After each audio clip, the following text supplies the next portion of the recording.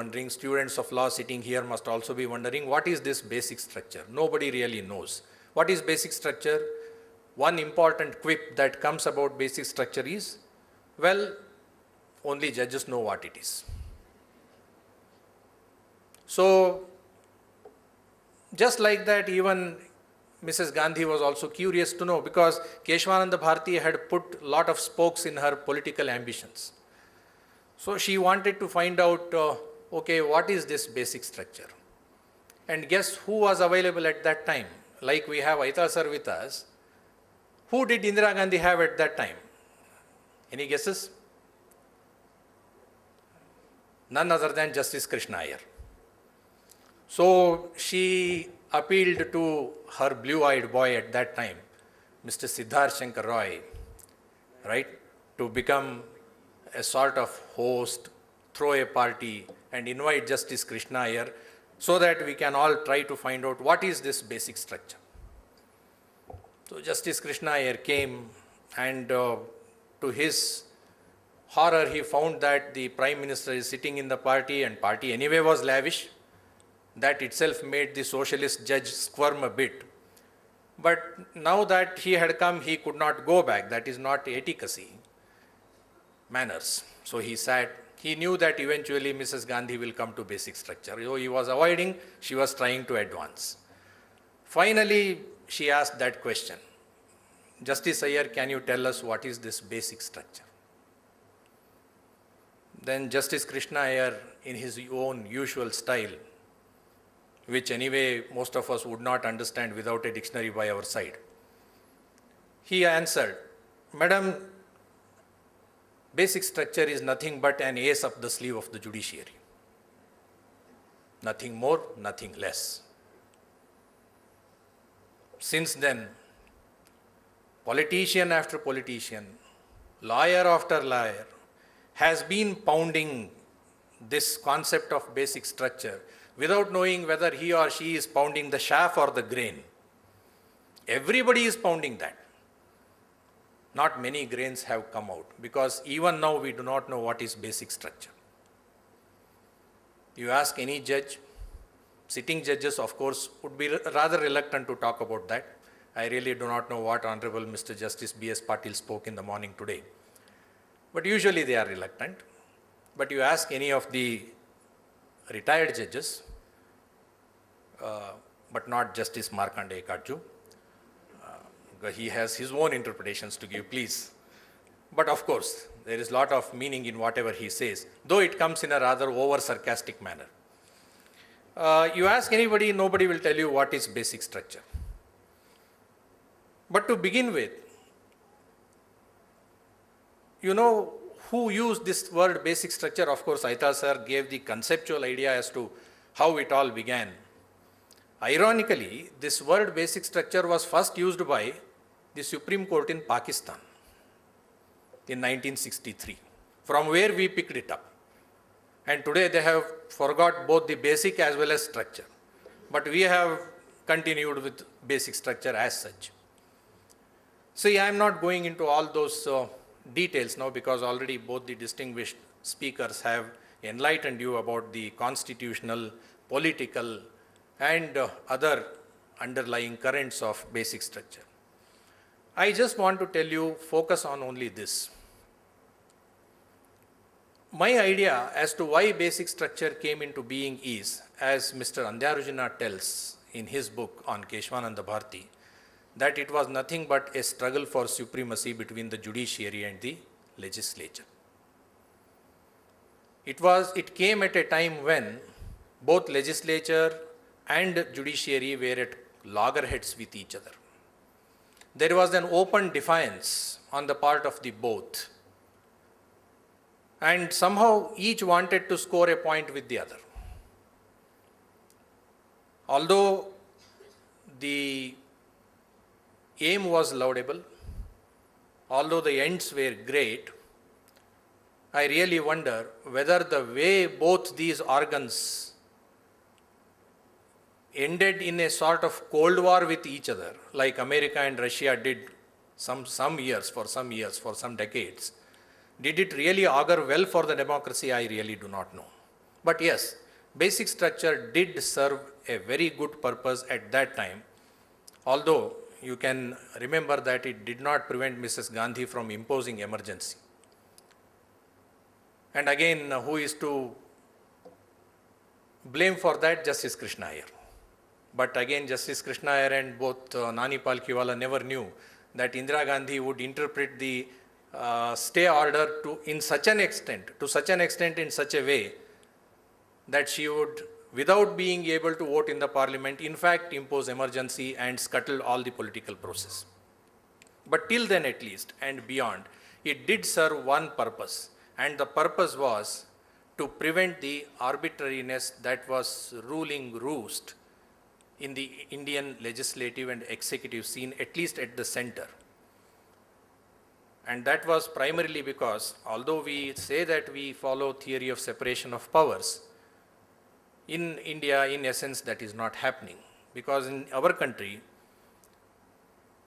executive controls legislature, whereas in fact, legislature should control the executive. That is the essence of the theory.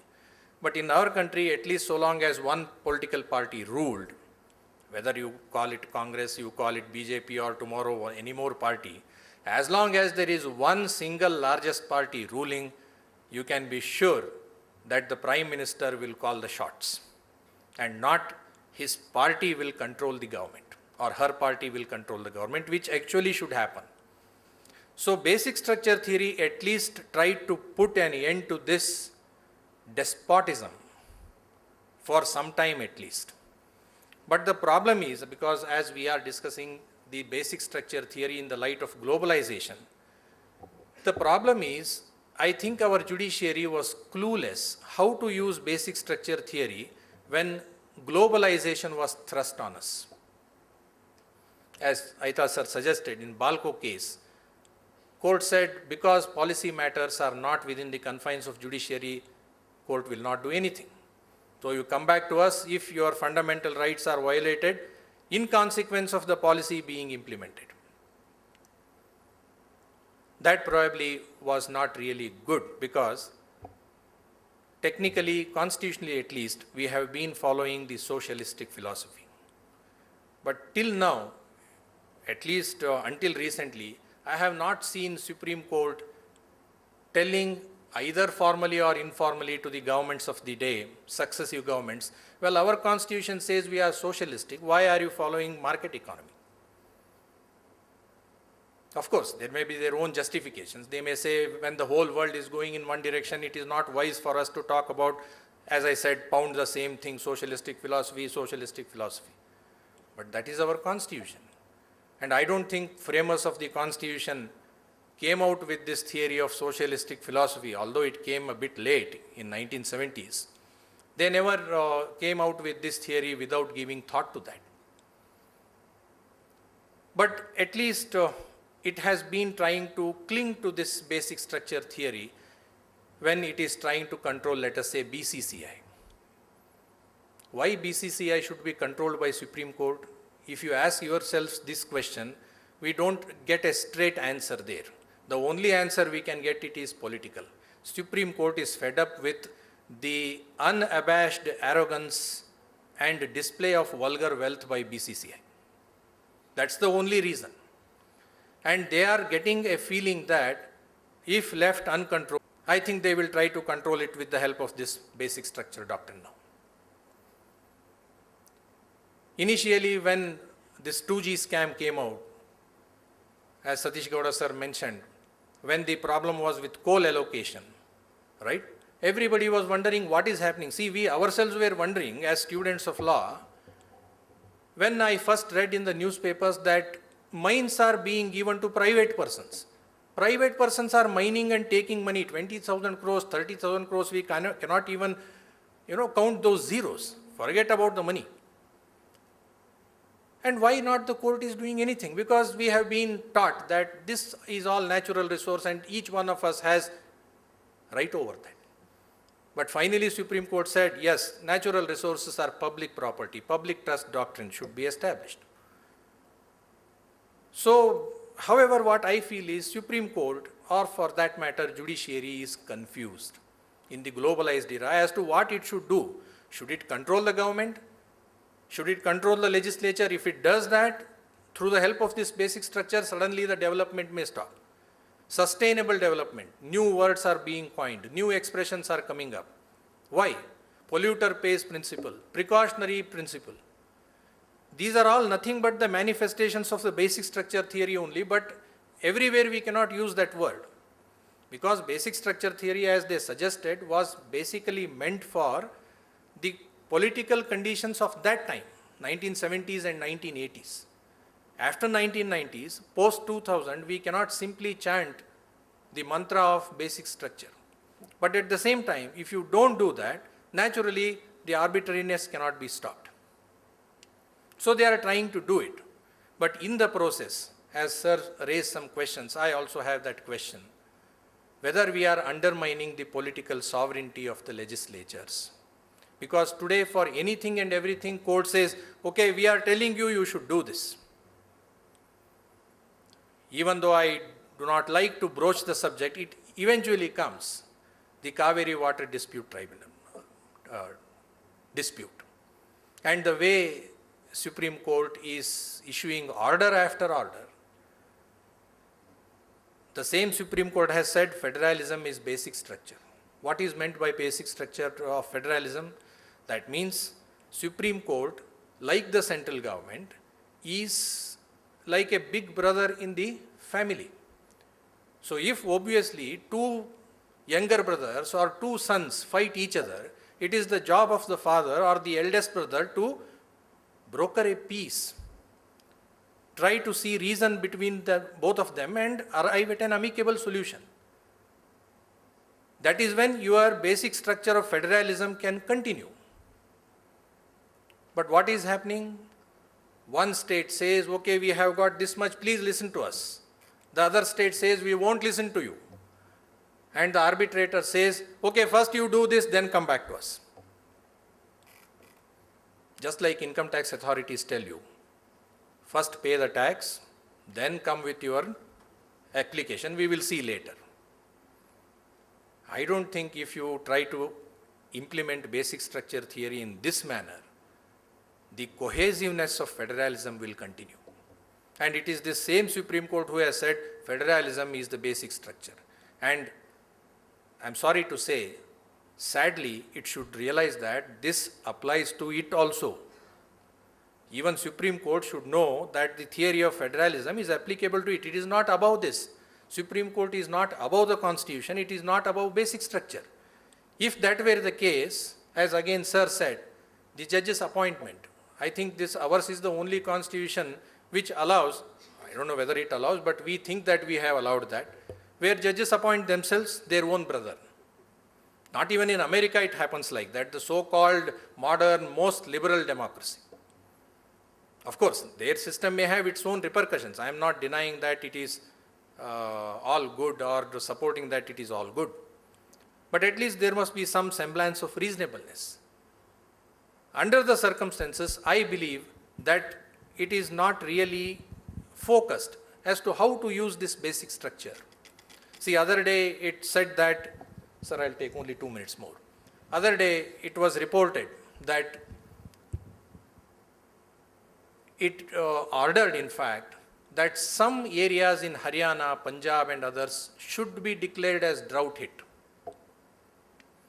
And the finance minister, Mr. Arun Jaitley, is on record saying, step by step, systematically, the political sovereignty of this country is being eroded by the Supreme Court. Because, as he said, if for everything you say there is basic structure, where are the criteria to say which is basic structure?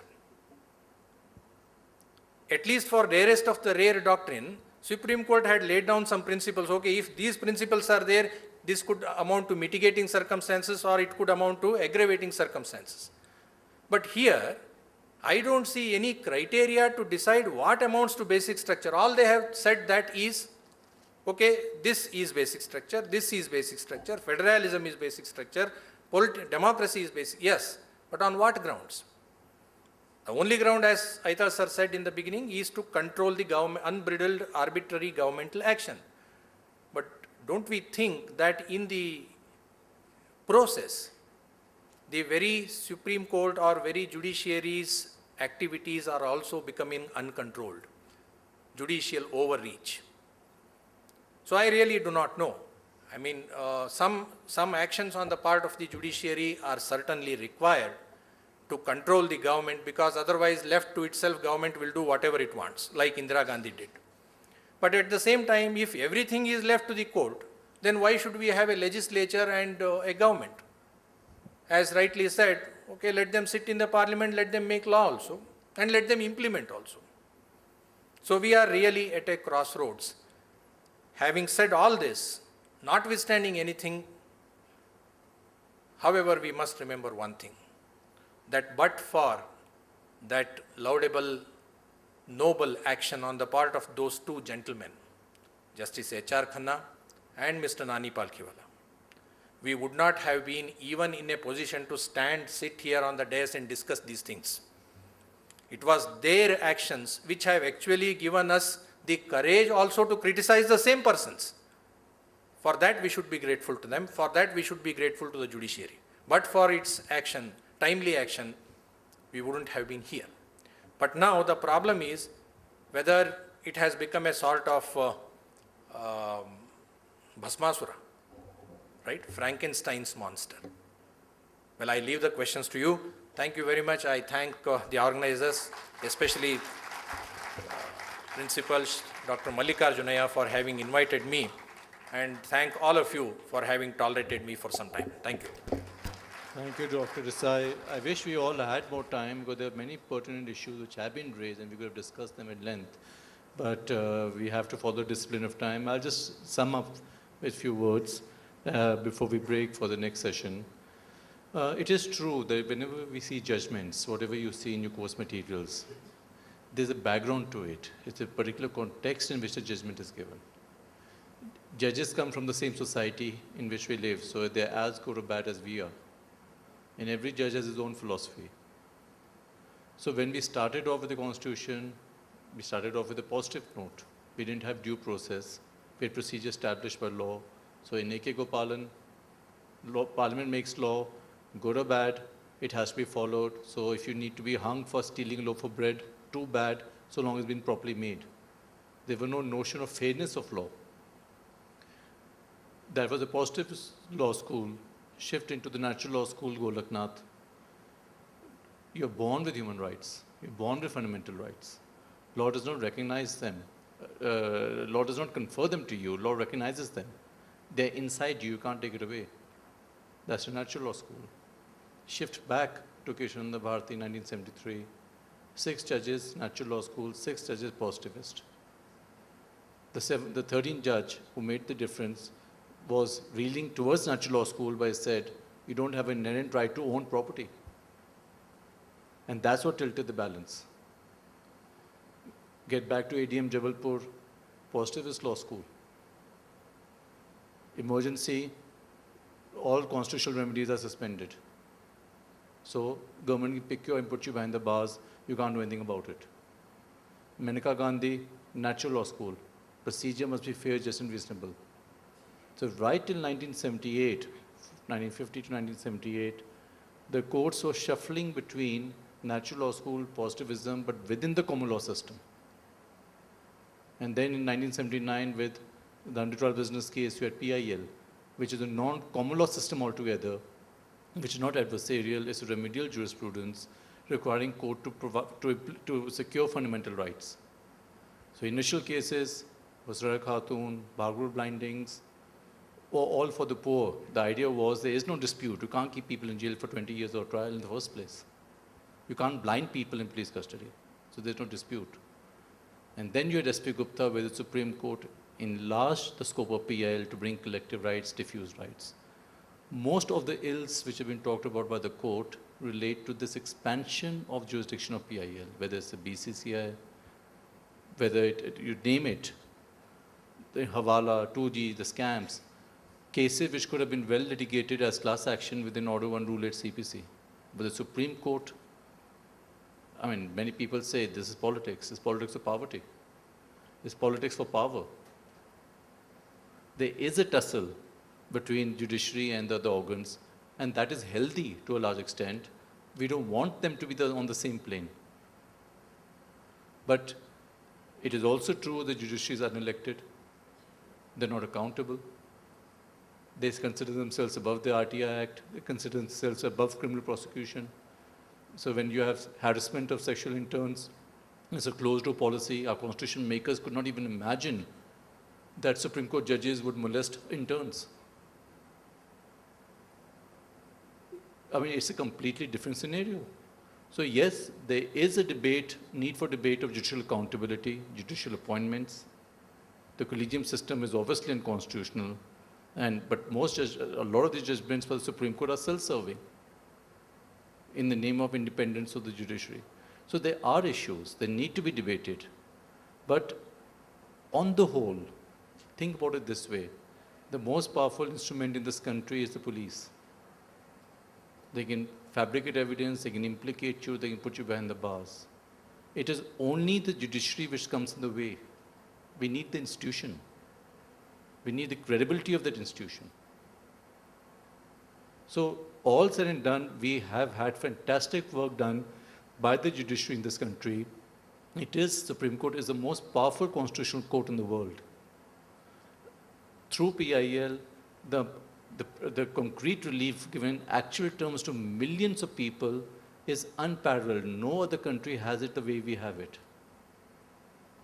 No other litigative strategy can actually deliver relief to millions of people at the doorstep. So we have good judges, but like everywhere, we have good judges, we have bad judges, we have unpredictable judges. So it is very important to discuss, debate, no doubt, talk about accountability, talk about where the court should cross the line or not cross the line, political power, but we must not do anything ever to undermine the credibility of the institution. Judges come and go. The institution is there. And it's that institution which is the only institution that has worked in this country. So that is the reason why it's important to have a debate, do introspection, ventilate disputes, bring transparency, ventilate the judicial process. All that is fine, but just keep that in mind. It is because, as it was pointed out by some of the speakers, it is because of what the courts have done that we are not a banana republic. So with that, I would like to thank all the resource persons for their contribution. They've raised different issues in their own way. We may agree with them, we may not agree with them. But they're all there for, the whole idea is to start a debate. And with that, I would like to thank all of them and then close this particular session. Thank you.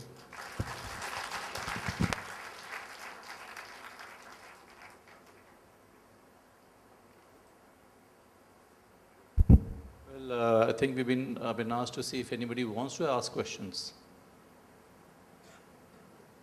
Yes, please. I think you need to give a mic. We'll have to give a mic to that person.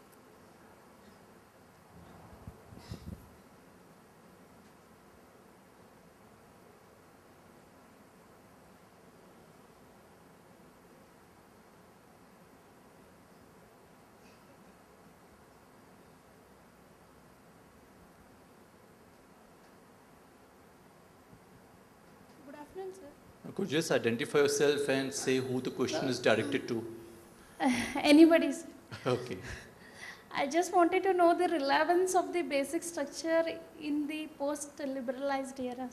Yes, that's something which we actually didn't really focus on. We talked more about the evolution of the basic structure doctrine. But you have a second chance, all three of you.